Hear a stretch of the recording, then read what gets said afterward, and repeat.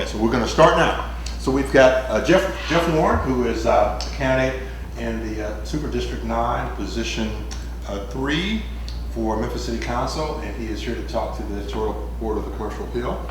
First question is, why are you in the race, and what do you hope to accomplish if you're elected?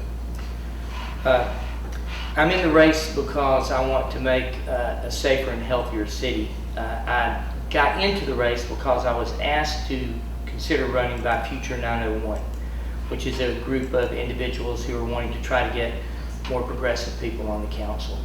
I've been on the school board for 8 years, so I had a good idea about what I was getting into, and I understand what it takes to do public service and to work on a commission or a council. So as I planned the race and decided that I was going to do it, I started looking around about things that I thought we needed to do in the city. And one of the things I think I will bring to the council is I'm going to bring a doctor's thought process. I'm a family doc. I've been voted top doc for a number of times by my colleagues, and one of the things that you have to do to be a good doctor is you have to listen. And after you listen and you get the information, then you have to think about it and come up with the correct diagnosis. The other thing you have to do as a doctor is you have to never make a definitive diagnosis. You have to always assume that you could be wrong, and you have to be ready to change your mind when you're given a different set of facts. I learned that on the school board. When I was on the board, I would go into a meeting thinking I knew what we should do, and then after listening to citizens or teachers, administration, or my fellow councilmen, I realized I didn't have all the information and I needed to change my mind. So what I'm really concentrating on and what I would like to do as I'm a council member is I want to make a healthier Memphis, and I'll talk about this more as we get into crime and urban development. But think of this like an ER doctor. I'm an ER doctor, and my ER was right between the LIJ and the Long Island Jewish, it was the LIJ and Crosstown Parkway there in Queens. I think I've got one of those wrong. But a lot of motor vehicle accidents. And people would come in, you'd have a broken femur, you'd puncture your bowel, you'd have a cardiac contusion, you'd have a subdural hematoma, but you'd also have a huge laceration on your brachial artery. So I'm going to have to fix your brain and your heart and your bowel and your femur if you're going to be successful and have a healthy life. But if I don't stop the bleeding from your brachial artery, you're dead. Okay, and so I'm looking at where we are in Memphis now. We've done a lot of things, and we did it in the school system to try to address poverty and to try to address social inequity and try to make our city grow. And we've got whole areas of our city that haven't been growing with this recent expansion. We've had a good east-west expansion. We haven't had a great north-south run. And part of that is because the murder rates that we have, the violent murder rates we have in those communities are like that bleeding brachial artery. Okay, if we can't get our murder rate down, we can't fix the femur or your stomach. We can't do the economic development. We can't get the education. We can't get property values to go up because people won't invest in neighborhoods, and people don't want to live in neighborhoods where there's a high murder rate and there's a likelihood of dying. So, this is not all my idea. I've got this because I was listening to NPR about 4 months ago, right at the start of the campaign, and a book came out by a professor named Thomas Abt, A-B-T. He's a professor at Harvard, and he worked in the Obama administration, and he studied the effect of murder on economic development and growth in cities. And certain cities have done very specific things and actually lowered their murder rate among groups of very economically disadvantaged youth that are involved in this. And they're isolated groups, and they've done it by community-based policing, data-driven policing, and developing almost like a task force of social workers that go in to actually stop the bleeding after there's been a murder. So it's not just you go after the guys who've done the killing. You do that. You arrest them. But you also try to prevent the would-be or part-time shooters. You send social workers in with the authority that working 24/7 on shift. If there's a murder, they go in and they know, hey, this young man's brother was just shot by this group. We've got to get him out of town. We're going to put him on a bus to his grandmother's house in North Carolina, And we've got the money and the authority to get this kid out of town until we can cool things down and figure out what's going on. So they've done this in other cities and effectively lowered the murder rate by 10% a year, 5 years in a row. Now, his statistics are every murder costs $10 million. That's the low end. The high end is $19 million. But if we lower our murder rate by 150 people in 5 years, that's $150 million that we've got that we can spend on infrastructure, in pre-K, and pothole, and business development, and neighborhood developments, and parks and recreation, and things for kids to do. So in my mind, we've been going at trying to fix the problem without fixing the bleeding. We've been trying to repair the bow while we're bleeding to death. We've been trying to fix the femur while we're bleeding to death.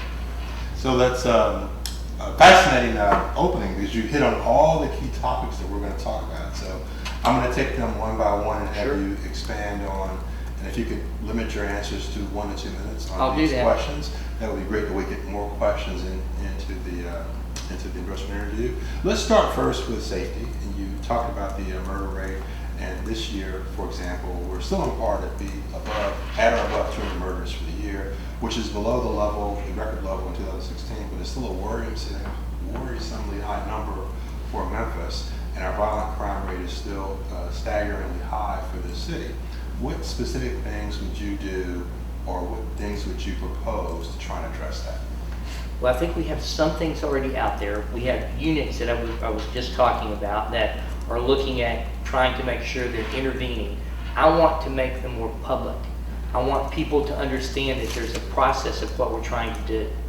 I want to take that stop the bleeding that I'm talking about, and I want to make sure people know why we're doing data-driven policing, why we're doing community policing, why we're trying to retain our police officers, and why we're needing to get people from the communities that are involved on these task forces that are going in to try to stop this urban violent crime.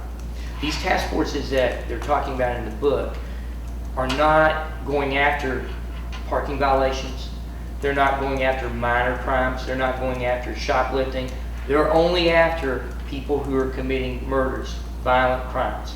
They're not necessarily going after your guy standing on the side of the road selling a bag of pot. That's not their job.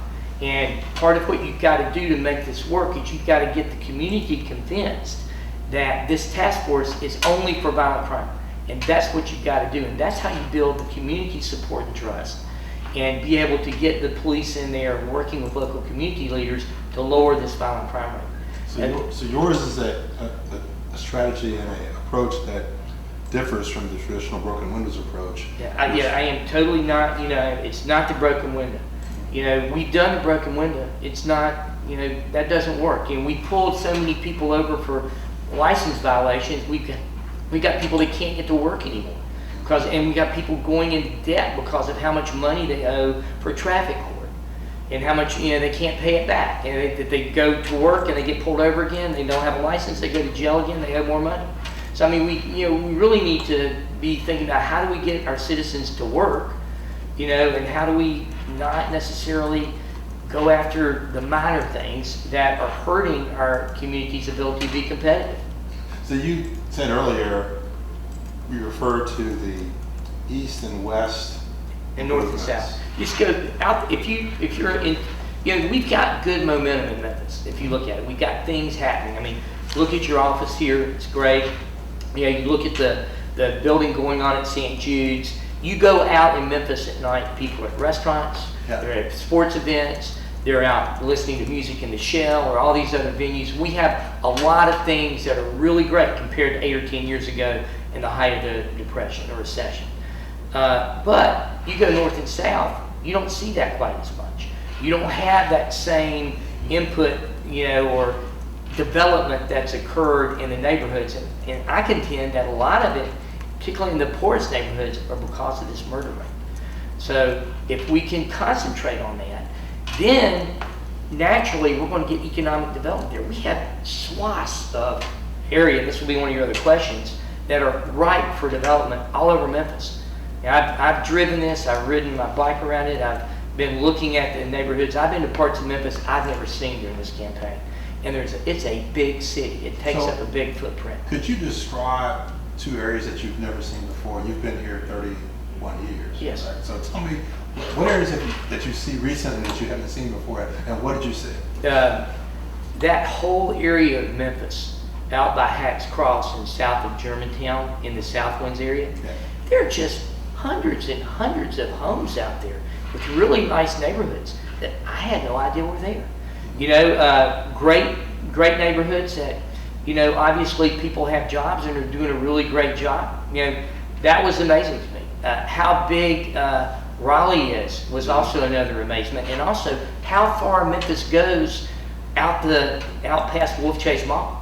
You know, when you go out there, you're at Fayette County. I mean, there are areas of Memphis out there that, you know, look like you could be in the countryside. I think if you're in your bike and you try to go tip for tip to Fayette County all the way across to the Big River Crossing, you might take half a day. Well, that's 3 hours. if you're a really good bike rider on a fast bike, that would take me about 7. 7 hours? It's 7 hours to get from the tip. Yeah, I mean, because I ride a mountain bike. But. Right. So let's deal now with economic development, because you broached that topic in reference to South and North Memphis, fast tracts of land. Presumably there's room for growth there if you can deal with the murder rate. But let's talk a bit about development. Do you think that the use of pilots and the use of tax increment financing and other sorts of tax incentives has had this desired effect, or would you want to change that? Like everything in life, nothing's all good and nothing's all bad. We're competing against other communities for these industries to come in and provide jobs. So we have to realize we're playing not in a field that we're the only player in town. I do think that one of the things we have to look at as we do compete is something called a clawback, which is where when you bring people in and they get tax relief and they're only there as long as the tax relief and they leave, and there's got to be some sort of deal. We're going into these business deals thinking we want to be your partner, we want you to stay here and have job growth, and we want your business to be successful. We're giving you an advantage coming in here. We want you to stay here, and you know, we want you to be part of our community when you come. And if you have a deal that pushes those key elements, then I think that's a win-win for the company. It's going to be a win-win for our citizens. So in answer to your question, yes, we're going to need to be doing pilots and other sort of things like that, but we need to pay attention to whether or not it's just a giveaway and people can walk in 5 years and just have made money and leave. You brought up the issue of poverty earlier. I want to Yes. do a subset of poverty, and that is the poverty rate for children. It's about 40% in Memphis, and there's a particular statistic that has been vexing to many public officials, and that is the number of kids from kids to adults, 16 to 24, who neither have jobs nor are enrolled in school, the so-called opportunity youth. What would you advocate, what would you suggest is a way to deal with that group and to make them more productive citizens of this Well, area? that's a $64 million question. Okay, so what you have is that's multifactorial. You're dealing with generations of poverty. You're dealing with residuals of slavery, Jim Crow, racial suppression, segregation, and you're not going to fix that in 4 years. What I would like to see is things that we do that are actually involved in the community. I would like to see us being able to afford, by reducing our murder rate, to actually be hiring kids to go and work parks in the summer, and parks after school.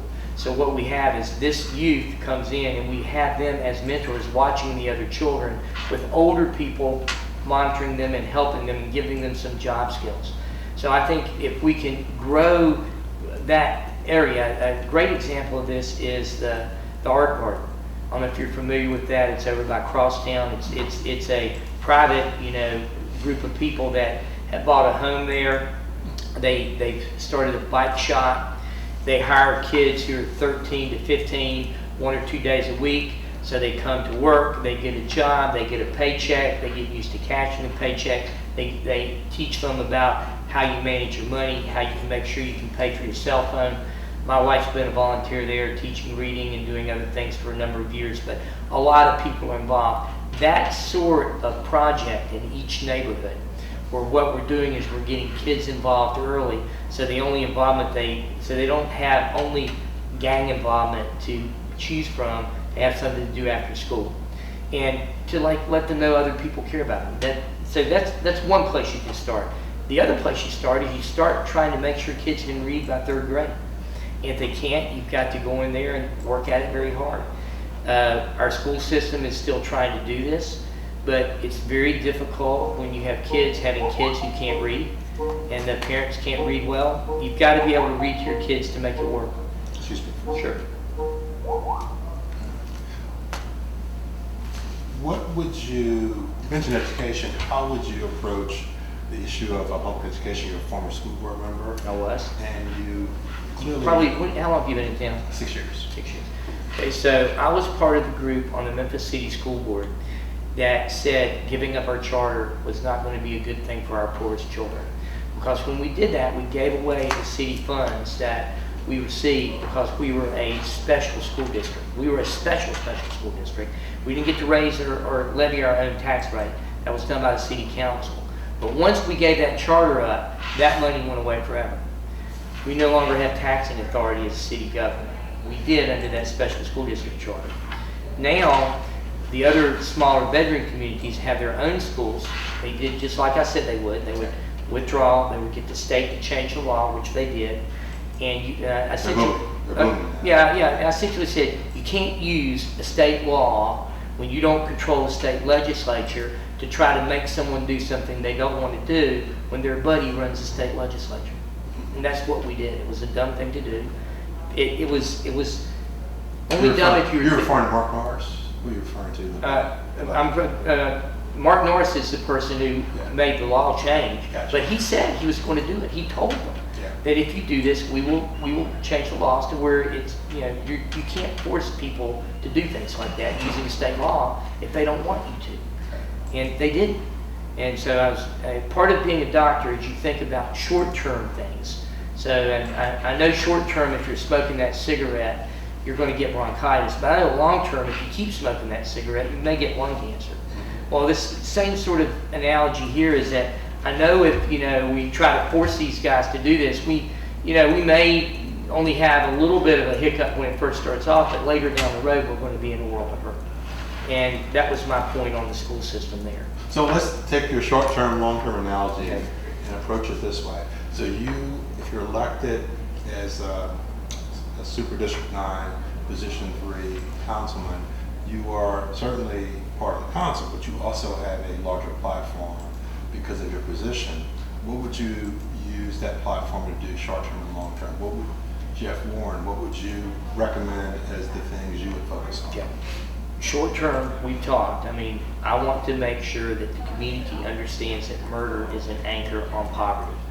And if we really want to get education to work, we've got to concentrate on that. We can't have the patient die from bleeding and we're waiting to fix everything else. So I want to make sure people get that analogy in their head and we start really working with that as a community. I think when we do that and we free up funds, then what I want to do is I want to see where do we put those funds to have the most effect. We have an infrastructure problem in town. We have potholes. We've gone years when we didn't have any money that we have things that need to be fixed. We have schools that are wanting for fixed needs, capital development that haven't really been paid attention to. As a city government, we can't really give money without becoming a funding body to the school system. I don't think people are going to want us to do that at this point. I think that would be a really hard thing to do. We may be able to come up with some creative ways where foundations could be developed, where we could give money to foundations and they could be used for curriculum development. They could be used for infrastructure work. And I'm open to ideas and suggestions where there's a public-private cooperation with trying to see what we can do about our schools' infrastructures and our schools' curriculum. I think part of the thing that we have to realize is that we don't really have failing schools. We have poor children who have been been victims of generational poverty. And until we realize that and address that, we can't say these schools are failing. What's happening is we have kids who are coming in behind and need extra. They need extra work, they need extra help. And that was one of the reasons I was so heartbroken when we lost that money, because most of that money that we had were going to the poor kids that needed the extra help. And so. So now, this is the last question, Yeah. unless my colleague has one before. Just a quick one. When you look at the council, a lot of candidates that have come in have advocated for the breakup of the super districts. Where do you stand with that? That's one of those issues that I'm not sure I know the right answer to. Okay, I haven't studied it dramatically because it's not an issue for me right now. I think before I made up my mind, I would want to go back and see the history of how it was formed and why, because I don't know that history well. Do you? Do you know when these seats were formed and why they were formed? So I think they initially were formed in order to make sure it would not be a predominantly white council. Okay, I think that's it. Yeah. Okay, and now what it is I think it's in such a way that what it does is it allows for a lot of money to be able to buy seats. Right. And one of the things that I've got going for me in my run is, and I'm not a developer, but I'm married well when I married my wife, and we had the backing to where I think I was able to let people know you're not going to buy this election. And I've gone out, and I think when you look it over, you'll see that I've raised more money than any other candidate for more people. I've got $18 and $25 donations, and I have $1,600 donations. And if you look through this, I've got donations from all over the country. I've called friends and let them know I'm running. I've talked to them about this murder platform and what I want to do. And I've had an incredible response from all over the country. So in my mind, I'm going to make it work for me this time to make sure you just can't buy the seat. So I've tried to do that. I think if you have someone who's looking after a large district, just like you have large districts on the school board. I think we had, at one point when I was on the board, we had 1 through 7, and then we had 2 at-large seats that were at-large for the whole city, or half the city when I was on the school board. There's something to be said for someone who's not just fighting for one local neighborhood, but is looking at the big picture. Everyone's supposed to do that on the council, but when you're in a super district, it seems to me after I've been doing this driving around, I'll be doing more of that than I would have been had I just been a local district person dealing with that, because I'm having to hear from people from all over about their thoughts. So I don't have an answer to it. I can see that it may be more egalitarian and make it more likely that what will happen is you won't have people being able just to go in and buy races, but I still think they can figure out how to do that. So I don't know. The answer is I don't know the answer to it because I haven't studied it, and I haven't really thought deeply about it because I want to win this race. That's what I'm trying to do. I want to be 9-3 and I want to win, and I would definitely appreciate your support. Well, here's the last question, Okay. and I think you're going to have an answer to this one. Sure. You have been in this race now for several months. What have you learned about yourself and about your district and the city in the process? I've learned that I think I really want to do this. Okay, and I was sort of nudged into it initially, and after looking at it and looking at the problems that we have, I've firmly committed to it. It's sort of been interesting in how our problems have blended into me looking at this as a doctor with the disease process that we've got to try to fight and help heal. And this is really healing a murder rate as opposed to fighting a murder rate. So I'm going to do that. I've learned that that's, I think, a calling for what I want to do. And as far as the city, I've been amazed at how absolutely big it is and how it goes from the upper limits of luxury to the depths of poverty. And what I think is really interesting, and I've had my in-laws visiting from Maine, is they've never seen a city where those two are so close side by side in so many places. That, I think, may actually be one of our strengths that we've yet to ascertain how to use. I'm going to keep thinking about that. But I think that when people are together, the end of this book, or the last paragraph is, think about a city where, you know, the residual vestiges of racism may still be present, but you've got poor areas and rich areas, but the violence level is about the same in both.